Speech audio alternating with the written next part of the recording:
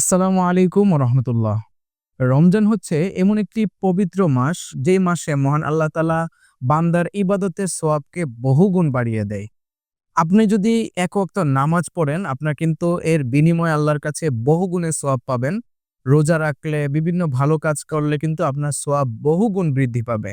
সুতরাং মহান আল্লাহ তাআলা এই মাসকে ইবাদতের মৌসুম হিসাবে বলেছেন। বিশেষ করে একটা গুরুত্বপূর্ণ বিষয় হচ্ছে, রমজান মাসে যে রোজার সওয়াব অথবা রোজার প্রতিদান, এটা একমাত্র স্বয়ং আল্লাহ তাআলা নিজের হাতে দিবেন।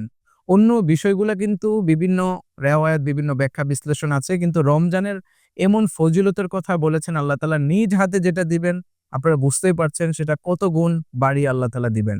সুতরাং রমজানের যে মৌলিক আমলগুলো আছে, পাশাপাশি নফল আমলগুলো আছে, বেশি, বেশি নামাজ পড়া, বেশি, বেশি দান সদকা করা, ঠিকমতো রোজা রাখা, মানুষের সামনে ভালো ব্যবহার করা, এই বিষয়গুলো কিন্তু আমরা বেশি, বেশি করার চেষ্টা করব। তাইলে আমাদের সোয়াব ইনশাআল্লাহ দ্বিগুণ থেকে শুরু করে কয়েক গুণ বেড়ে মহান আল্লাহ তাআলা নিজ হাতে কিন্তু আমাদের প্রতিদান দিবে। আল্লাহ তাআলা আমাদেরকে পবিত্র রমজান মাসকে যথাযথ মূল্যায়ন করে সঠিকভাবে ইবাদতের মাধ্যমে কাটানোর তৌফিক দান করুক।